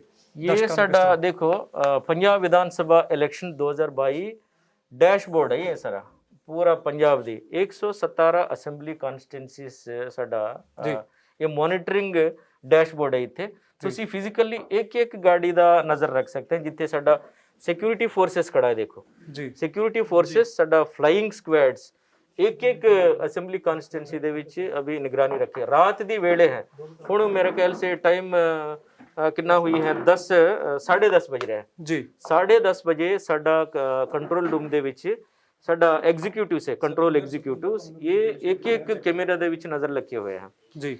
ਇਹ ਗਾੜੀ ਲਗਾਤਾਰ ਪਿੰਡਾਂ ਵਿੱਚ ਘੁੰਮਦੀ ਹੈ ਜੀ ਔਰ ਸ਼ਹਿਰਾਂ ਦੇ ਵਿੱਚ ਘੁੰਮਦੀ ਹੈ। ਇਹ ਮੋਨੀਟਰ ਕਰਦੀ ਉੱਤੇ ਕੋਈ मॉडल कोड ऑफ कंडक्ट की वायलेशन है तो नहीं हो रहे, अगर हो रहे तुरंत कार्रवाई शुरू कर देगा। वह उत्थे ही फोर्स ਨੂੰ ਉੱਥੇ ਸੱਦਿਆ ਜਾਵੇਗਾ, ਤੁਰੰਤ ਉਹਨਾਂ ਦਾ ਉੱਥੇ ਕਾਰਵਾਈ ਕੀਤੀ ਜਾਵੇਗਾ। ਵਿਦਿਨ 10-15 ਮਿੰਟਸ ਦੀ ਅੰਦਰ कार्रवाई आर पार कार्रवाई हो जाऊगा, FIR ਦੀ कार्रवाई हो जाऊगा। इन्ना ज़्यादा सख्त ਅਸੀਂ ਇਸ ਵਾਰ ਮੋਨੀਟਰਿੰਗ ਰੱਖੇ ਹੋਏ ਹੈ।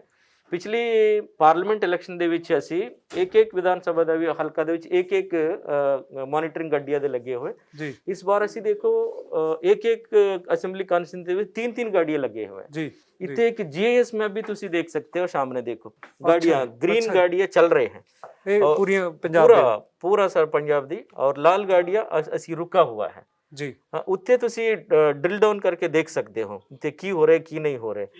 इस एरिया ਅਸੀਂ ਅਰਬਨ ਏਰੀਆਸ ਨੂੰ ਮੋਨੀਟਰ ਕਰਦੇ ਹਾਂ ਇਸ 6 ਪੈਨਲਸ ਦੇ ਵਿੱਚ, ਜੀ ਉਹ ਪੂਰਾ ਰੂਰਲ ਏਰੀਆਸ ਦੀ ਪੂਰਾ ਮੋਨੀਟਰ ਕਰਦੇ ਹਾਂ। इस तरीका से डिवाइड किया है काम। नाली नाल देखो बच्चे लोग लगे हुए एग्जीक्यूटिव से, ये एक गाड़ी में एक बंदा जी लग रहा है लग गया, जी। क्योंकि वो डायरी बनाएगा, डायरी तो उत्थे फिर देखेगा कितने कोई घटना वापरे होगा इधर उधर, क्योंकि ये अगर गाड़ी रुक गई फिर पूछेगा। इत्थे देखो लोकां दी गतिविधियां चल रहे, जी कोई भी अगर शरारती करता है तुरंत उत्थे फिर कार्रवाई शुरू हो जाएगा। ਇਹਦੇ ਵਿੱਚ ਬਹੁਤ ਜ਼ਿਆਦਾ ਟਾਈਮ ਨਹੀਂ ਲੱਗਦਾ, ਔਰ ਕੋਈ ਮਨਾ ਵੀ ਨਹੀਂ ਕਰ ਸਕਦਾ ਹੈ, ਕਿਉਂਕਿ ਸਾਡੇ ਕੋਲ ਇਲੈਕਟ੍ਰੋਨਿਕ ਐਵੀਡੈਂਸ ਆ ਚੁੱਕੇ ਨੇ। ਇਸ ਨੂੰ ਕੋਈ ਰਿਫਿਊਟ ਕਰਨਾ ਬਹੁਤ ਔਖਾ नहीं, नामुमकिन है। ये रिफ्यूट इसका रिफ्यूज कर भी नहीं सकते हैं। देखो इस तरह के एंटायर चीज अपन लोग 6 महीने तक इस रिकॉर्ड अपन लोग रखेंगे साडे कोल जी हर एक विधान सभा दी 6 महीने तक ये रिकॉर्ड असी रखेंगे, ताकि अगर कोई फ्यूचर दे विच कोई केस वगैरह ਹੁੰਦਾ है उस समय तक ये रखेंगे, बाद ਚ इसਨੂੰ डिलीट कर देंगे। ਕਿੰਨੀ ਮੈਨ ਪਾਵਰ ਤੁਸੀਂ ਕਿੰਨੀ ਟੀਮਾਂ ਲਾਈਆਂ ਹੋਈਆਂ ਜੀ ਇਹ ਸਾਰਾ ਜਿਹੜਾ ਤੁਸੀਂ ਮੋਨੀਟਰ ਕਰ ਰਹੇ ਹੋ? हाँ मेरे कोल हुण 60 लोगों की टीम है, 60 जी और 20 3 शिफ्ट्स हैं जी 3 शिफ्ट्स कंटिन्यूस 24 घंटे दी ये टीम्स लगे हुए हैं, दिन रात कोई गैप नहीं है, क्योंकि गाड़ियां लगातार मॉनिटर करना है, इस करके कोई गैप नहीं रखा हुआ है। जी सो इस करके ऐसी 3 टीम्स 8-8 घंटे की ड्यूटी कंप्लीट 24 घंटे इलेक्शन होने तक ये रहेंगे, ताकि कोई भी चीज़ अपने नज़र से बाहर नहीं जाओगा। ਮਤਲਬ ਚੱਪੇ ਚੱਪੇ ਦੇ ਉੱਤੇ ਤੁਹਾਡੀ ਚੱਪੇ ਚੱਪੇ ਦੇ ਉੱਤੇ ਦੇਖੋ ਹੁਣ ਤੇ ਆਮ ਆਦਮੀ ਪਾਰਟੀ ਦੀ ਕੋਈ ਛੋਟਾ ਮੋਟਾ ਘਟਨਾ ਵਾਪਰੀ ਹੈ ਖਰੜ ਦੇ ਵਿੱਚ, ਜੀ ਉੱਤੇ 2 ਟੀਮ ਪਹੁੰਚ ਗਏ, यही टीम्स है जी 2 टीम्स पहुंच गया ਉੱਤੇ उस पार्टी ਦਾ ਜਿਹੜੇ ਵੀ ਆਰਗੇਨਾਈਜ਼ਰਸ ਹੈ ਉਹਨਾਂ ਨੂੰ ਨੋਟਿਸ ਮਿਲ ਗਿਆ ਹੈ, कोई भी इस नज़र से बच नहीं सकता। ਚੋਣ ਕਮਿਸ਼ਨ ਦੀ ਬਾਜ਼ ਅੱਖ ਹੈ ਤਾਂ ਤੁਸੀਂ ਦੇਖ ਸਕਦੇ ਹੋ ਇਸ ਬਾਜ਼ ਅੱਖ ਦੇ ਉੱਤੇ ਸੂਬੇ ਦੇ ਮੁੱਖ ਚੋਣ ਅਧਿਕਾਰੀ ਡਾਕਟਰ ਕਰਨਾ ਰਾਜੂ ਹੋਰਾਂ ਦੀ ਨਜ਼ਰ ਬਣੀ ਹੋਈ ਹੈ, ਤੇ ਨਾਲ ਹੀ ਅਸੀਂ ਤੁਹਾਨੂੰ ਦਿਖਾਉਂਦੇ ਆ ਜਿਹੜਾ ਇੱਕ ਵੈਬਕਾਸਟਿੰਗ ਕੰਟਰੋਲ ਰੂਮ ਹੈ ਪੰਜਾਬ ਅਸੈਂਬਲੀ ਇਲੈਕਸ਼ਨ ਦੇ ਲਈ ਬਣਾਇਆ ਗਿਆ ਹੈ ਚੋਣ ਕਮਿਸ਼ਨ ਵੱਲੋਂ। ਇਹਦੇ ਬਾਰੇ ਵੀ ਮੈਂ ਕੈਮਰਾਮੈਨ ਨੂੰ ਕਹੂੰਗਾ ਉਹ ਅੰਦਰੋਂ ਦਿਖਾਉਣ। ਤਾਂ ਦੇਖ ਸਕਦੇ ਹੋ ਤੁਸੀਂ ਕਿਸ ਤਰ੍ਹਾਂ ਚੋਣ ਕਮਿਸ਼ਨ ਕੰਟਰੋਲ ਕਰ ਰਿਹਾ ਹੈੱਡਕੁਆਟਰ ਦੇ ਉੱਤੇ ਦੀਆਂ ਇਹ ਤਸਵੀਰਾਂ। हाँ ये देखो अपना जड़े भी 24,000 से ऊपर अपना पोलिंग बूथ है, जी उस बूथ ਦੇ ਵਿੱਚ ਇਲੈਕਸ਼ਨ ਦੀ ਵੇਲੇ अपना पूरा एंटायर वोटिंग प्रोसेस ਉਹਦੇ ਵਿੱਚ ਨਜ਼ਰ ਰੱਖਣਾ ਹੈ, और वोटिंग ਦੀ ਸੀਕ੍ਰੇਸੀ ਨੂੰ ਮੁੱਖ ਰੱਖਦੇ ਹੋਏ वोटिंग ਕਿਸੇ ਨੂੰ ਪਤਾ ਨਹੀਂ ਚੱਲਣਾ, ਕੌਨਫੀਡੈਂਸ਼ੀਅਲ ਡੈਮੋਕ੍ਰੇਸੀ ਦੇ ਵਿੱਚ जी इसके अलावा जितना भी उत्थे प्रोसेस होंगे हैं, सिक्योरिटी है, लोग क्यू में किवें खड़े हैं, वहाँ कोई आपस में लड़ाई झगड़ाई तो नहीं हो रहा है, ये सारियां ਨੂੰ ਅਸੀਂ 24,689 प्लस 51 ऑक्सिलरी बूथ्स इन्ना बूथां ਦੇ ਵਿੱਚ नज़र रखने वास्ते ये बच्चे लोग अभी ये अपने एग्जीक्यूटिव तैयार हो रहे हैं। जी एक कैमरा ਨੂੰ ਅਸੀਂ वहाँ लगाने जा रहे हैं, और इसका पूरा पंजाब दी नक्शा देखो, इत्थे बैठ के अपन लोग ਪਿੱਛੇ ਕੈਮਰਾਮੈਨ ਨੂੰ ਦਿਖਾਉਂਗਾ ਕਿ ਉਹ ਪੂਰੇ ਪੰਜਾਬ ਦਾ ਦੇਖੋ ਪੰਜਾਬ ਕਿਸ ਦੀ। ਤਰ੍ਹਾਂ ਇਥੋਂ ਬੂਥ ਲੈਵਲ ਤੇ ਕੰਟਰੋਲ ਕਰ बूथ लेवल तक ਅਸੀਂ इसने ड्रिल डाउन कर सकते हैं, ਜੀ। और ये वेबकास्टिंग कंट्रोल रूम है ये। ਤਾਂ ਇਹ ਤਸਵੀਰਾਂ ਪੰਜਾਬ ਦੇ ਮੈਪ ਦੀਆਂ ਤੁਸੀਂ ਸਾਹਮਣੇ ਦੇਖ ਸਕਦੇ ਹੋ, ਕਿੱਥੇ ਕੱਲੇ ਬੂਥ ਦੇ ਉੱਤੇ ਜਿਹੜੀ ਨਜ਼ਰ ਹੈ ਕੈਮਰਾ ਫੋਟੋ ਕੈਮਰਾਗ੍ਰਾਫੀ ਵੀਡੀਓਗ੍ਰਾਫੀ ਹੋਊਗੀ ਵੋਟਾਂ ਪੈਣ ਦੇ ਤੋਂ ਲੈ ਕੇ ਸਾਰੇ ਪ੍ਰਬੰਧਾਂ ਦੀ, ਤੇ ਚੋਣ ਕਮਿਸ਼ਨ ਦੀ ਇੱਕ ਬਾਜ਼ ਅੱਖ ਹੈ, ਤੇ ਇਹ ਸੂਬੇ ਦੇ ਮੁੱਖ ਚੋਣ ਅਧਿਕਾਰੀ ਵੱਲੋਂ ਪ੍ਰਬੰਧ ਕੀਤੇ ਗਏ ਨੇ ਬੜੇ ਹੀ ਤਕਨੀਕ ਦੇ ਨਾਲ। ਸੂਚਨਾ ਤਕਨੋਲੋਜੀ ਦੇ ਯੁੱਗ ਦੇ ਟਾਈਮ ਦੇ ਵਿੱਚ ਇਹ ਪਹਿਲੀ ਵਾਰੀ ਹੋ ਰਿਹਾ ਪੰਜਾਬ ਦੇ ਵਿੱਚ ਕਿ ਚੱਪੇ ਦੇ ਉੱਤੇ ਨਜ਼ਰ ਇੱਥੇ ਬੈਠ ਕੇ ਰੱਖੀ ਜਾ ਰਹੀ ਹੈ, ਤੇ ਇਸ ਵਾਰੀ ਚੋਣ ਜ਼ਾਬਤੇ ਦੀ ਉਲੰਘਣਾ ਕਰਨ ਵਾਲਿਆਂ ਦੀ ਖੈਰ ਨਹੀਂ ਹੋਊਗੀ ਜਿਸ ਤਰ੍ਹਾਂ ਦੇ ਪ੍ਰਬੰਧ ਤੁਸੀਂ ਦੇਖ ਰਹੇ ਹੋ। ਜੀ ਸਰ क्योंकि ये सभी प्रबंधन ਅਸੀਂ ਇਲੈਕਸ਼ਨ ਪ੍ਰੋਸੈਸ ਨੂੰ ਟਰਾਂਸਪੇਰੈਂਸ ਰੱਖਣੇ ਵਾਸਤੇ ਅਸੀਂ ਟਰਾਂਸਪੇਰੈਂਸ ਰੱਖेंगे ਲੋਕ ਮਜ਼ਬੂਤ ਹੋਣਗੇ ਜੀ ਟਰਾਂਸਪੇਰੈਂਸੀ ਦੇ ਨਾਲ। ਇੱਕ ਸਰ ਤੁਹਾਡੇ ਦਫ਼ਤਰ ਦੇ ਬਾਹਰ ਕਈ ਸਾਰੇ ਮੈਸੇਜ ਲਿਖੇ ਗਏ ਨੇ, ਉਹਨਾਂ ਬਾਰੇ ਵੀ ਅਸੀਂ ਚਾਹੁੰਦੇ ਹਾਂ ਕਿ ਦਰਸ਼ਕਾਂ ਨੂੰ ਜ਼ਰੂਰ ਦਿਖਾਈਏ। ਤੇ ਇਹ ਤੁਸੀਂ ਦੇਖ ਸਕਦੇ ਹੋ ਪੰਜਾਬ ਦਾ ਚੋਣ ਕਮਿਸ਼ਨ ਦਾ ਕੰਟਰੋਲ ਰੂਮ ਹੈ, ਜਿੱਥੇ ਬਹਿ ਕੇ ਸਾਰਾ ਪ੍ਰਬੰਧ ਕੰਟਰੋਲ ਕੀਤਾ ਜਾ ਰਿਹਾ।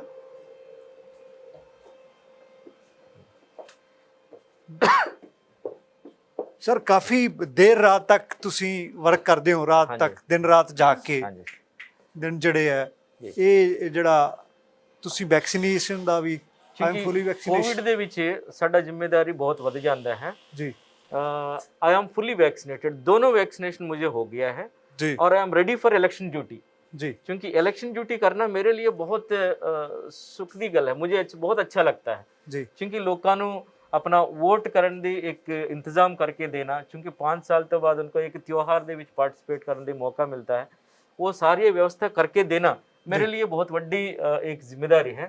उसमें बहुत ही अच्छे तरीके निभाना चाहिए और तैयारियां भी कंप्लीट करना चाहिए। जिथे भी जाओ अपना सिस्टमैटिक वोटर एजुकेशन भी होना चाहिए। इतने जेडे भी लोग आते हैं साडा पोस्टर्स देखते हैं जी, ये भी ਤੁਹਾਡਾ ਸਟੇਟ ਵਿਜੀਲੈਂਸ, ये अपना स्टेट कंट्रोल रूम है, 24/7 सर्विलेंस है ये चीफ इलेक्टोरल अफसर दा।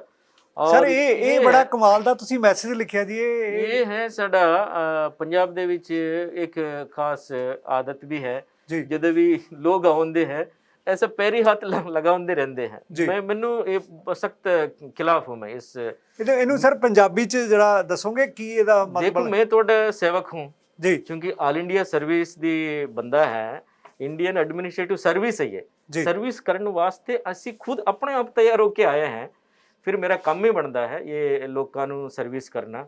ਇਸ ਤਰੀਕਾ ਗੱਲਬਾਤ ਜਿਹੜੇ ਵੀ ਡੈਮੋਕ੍ਰੇਸੀ ਦੇ ਵਿੱਚ ਕੋਈ ਰੋਲ ਨਹੀਂ ਹੈ ਉਸ ਨੂੰ ਮਨਾ ਕਰਨਾ ਮੇਰੀ ਜ਼ਿੰਮੇਵਾਰੀ ਹੈ। ਹਾਂ ਦੇਖੋ ਲੋਕ ਅਗਰ ਐਜੂਕੇਸ਼ਨ ਦੇ ਵਿੱਚ ਪਾਰਟਿਸਿਪੇਟ ਕਰਨਾ ਚਾਹੋ ਉਹਨਾਂ ਦਾ ਮਰਜ਼ੀ ਹੈ, ਲੇਕਿਨ ਇਸ ਤਰੀਕਾ ਛੋਟੇ ਛੋਟੇ ਚੀਜ਼ਾਂ ਦੇ ਵਿੱਚ ਉਹਨਾਂ ਦਾ ਸਮਾਂ ਵੇਸਟ ਨਹੀਂ ਕਰਨਾ ਚਾਹੀਦਾ, ਕਿਉਂਕਿ ਉਹਨਾਂ ਦਾ ਸਮਾਂ ਹਰੇਕ ਇਨਸਾਨ ਦੀ ਸਮਾਂ ਬਹੁਤ ਇੰਪੋਰਟੈਂਟ ਹੁੰਦਾ ਹੈ।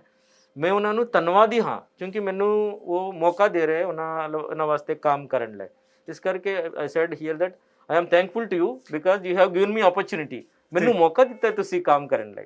ਸਰ ਇਹਦੇ ਵਿੱਚ ਤੁਸੀਂ ਇਹ ਜਿਹੜਾ ਸੁਨੇਹਾ ਹੈ ਕਿ kindly do not present bouquets, sweets, dry fruits, ਚਾਵਲਸ ਈਟੀਸੀ ਤਿਉਹਾਰਾਂ ਦੇ ਵਿੱਚ ਲੋਕ ਬੁక్స్ ਦੀ ਪੈਨ, ਇਹ ਮੈਸੇਜ ਤੁਹਾਨੂੰ ਤਿਉਹਾਰਾਂ ਦੇ ਵਿੱਚ ਲੋਕ ਨਾਰਮਲੀ ਫੂਲ ਦਿੰਦੇ हैं ਜੀ या कोई शाल, इस तरीके लोग लेके आते सोचते मैं सम्मान दे रहा, लेकिन एक पढ़े लिखे व्यक्ति दी सम्मान वो हुंदा है पेन दी कलम दी नाल या किताब दी नाल। मेरा रिश्ता है किताब दी नाल, अगर किताब नहीं हुंदा मैं इत्थे तोड़ा सामने नहीं खड़े नहीं रहूँगा, क्योंकि ये एक बहुत बड़ा मजबूत अगर कोई संस्था है वो किताब है और जानकारी है। इस करके मैं बेनती करदा लोगों ने मैनू कुछ मत तो तुसी देना नहीं चाहिए, या फूल हो या कुछ भी हो मत दो। अगर ਤੁਹਾਡੇ ਕੋਲ ਇੰਨਾ ਪੈਸਾ ਹੈ ਲੋਕਾਂ ਨੂੰ ਜਿਹੜੇ ਵੀ ਜ਼ਰੂਰਤਮੰਦ ਹੈ ਬੱਚੇ ਲੋਕ ਉਹਨਾਂ ਨੂੰ ਕਿਤਾਬ ਦਿਓ, ਕਲਮ ਦਿਓ ਔਰ ਕੁਝ ਦਿਓ, ਉਹਨਾਂ ਨੂੰ ਦਿਓ ਤੁਸੀਂ, ਤਾਂ ਕਿ ਤੁਹਾਡਾ ਉਹਨਾਂ ਦਾ ਰਿਸ਼ਤਾ ਮਜ਼ਬੂਤ ਹੁੰਦਾ ਹੈ। ਜੀ ਤੇ ਸਰ ਤੁਹਾਡਾ ਬਹੁਤ ਬਹੁਤ ਧੰਨਵਾਦ, ਤੁਸੀਂ ਪ੍ਰਾਈਮ ਏਸ਼ੀਆ ਦੇ ਨਾਲ ਸਾਰਾ ਆਪਣਾ ਪ੍ਰਬੰਧਾਂ ਦਾ ਸਾਂਝਾ ਕੀਤਾ, ਕਿਵੇਂ ਤੁਸੀਂ ਪੰਜਾਬ ਦੇ ਵਿੱਚ ਨਿਗਾਹ ਰੱਖ ਰਹੇ ਹੋ। ਤੁਹਾਡਾ ਬਹੁਤ ਬਹੁਤ ਧੰਨਵਾਦ। ਬਹੁਤ ਬਹੁਤ ਧੰਨਵਾਦ ਸਰ, ਸਤਿ ਸ੍ਰੀ ਅਕਾਲ। ਤੇ ਇਹ ਸਨ ਸੂਬੇ ਦੇ ਮੁੱਖ ਚੋਣ ਅਧਿਕਾਰੀ ਡਾਕਟਰ ਕਰਨਾ ਰਾਜੂ ਜੀ, ਜਿਹੜੇ ਕਿ ਸੂਬੇ ਦੀ ਕਮਾਨ ਸਾਂਭ ਰਹੇ ਨੇ ਇਸ ਟਾਈਮ ਚੋਣ ਪ੍ਰਬੰਧਾਂ ਦੀ।